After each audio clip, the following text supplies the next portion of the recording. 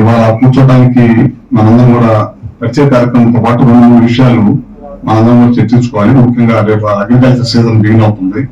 మనకి agriculture season అట్లాంటి drinking water, ముఖ్యంగా డ్రింకింగ్ వాటర్ ఒకటి తెప్పించుకోవాల్సిన అవసరం బాధ్యత ఉంది మనకి. అదేవిధంగా రేపు సీజన్ కి ఏదైతే అవసరమో ఎక్కడెక్కడ అయితే కాలువలకి రేపు వర్షం వచ్చిన తర్వాత కాలువలో నీళ్లు పారాలి. చాలా చోట్ల గడిచిన 5-6 సంవత్సరాల నుంచి పూడిక దిగిన చాలా ఇబ్బంది ఉంది. మన మధ్య ముఖ్యమంత్రి గారు ఆ పూడిక తీసే కార్యక్రమం ఎక్కడెక్కడ మనం ఎస్టిమేట్ చేయాలో అవన్నీ కూడా ఇమీడియట్ గా పనులకి ఏదైనా ఉంటే కనుక అది ఒకటి ఇమీడియట్ గా టేకప్ చేయమన్నారు. గడిచిన 5 సంవత్సరాల నుంచి ఎక్కడ కూడా ఒక్క చాట కూడా R&D రోడ్డులో కట్ట మట్టేసిన పాపానికి లేదు. వాటిని కూడా ఇమీడియట్ గా తీసుకున్నాను. వీటి మీద కలెక్టర్ గారు ప్రత్యేకమైన దృష్టి పెట్టి ఎక్కడైతే ఇమీడియట్ గా అవసరం ఉందో అవన్నింటిని కూడా తీసుకోవాల్సిన అవసరం ఉంది. వీటి మీద ముఖ్యంగా ఇంకోటి వచ్చేదానికి పవర్కి సంబంధించి మన ఈ మధ్య 2-3 చోట్ల కంప్లైంట్ వింటా ఉన్నాం. మన ఎస్సీ గారికి వచ్చేసరికి జిల్లా మొత్తం కూడా ఒకే ఎస్సీ గారు ఉన్నారండి. ఈ మనం మీటింగ్ పెట్టేటప్పుడు ముందే 2 రోజులు ఇంటిమేట్ చేసి ఆ ఎస్సీ కూడా ఇక్కడ పిలిపించుకోవాలి. ఈసారి నుంచి అది ఒకటి చూసుకోండి.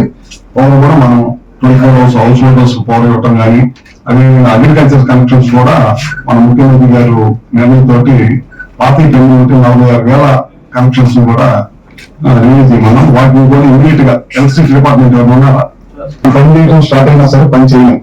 వర్షం పడకముందే వీటిన్నిటిని కూడా రెడీ చేసి రైతులకు అందించాలి. ఆ రోజు ట్రాన్స్ఫార్మర్ ఇచ్చి ఫోన్ చేయకుండా అట్లాంటి ఏమి లేకుండా చూడాల్సిన అవసరం ఉంది.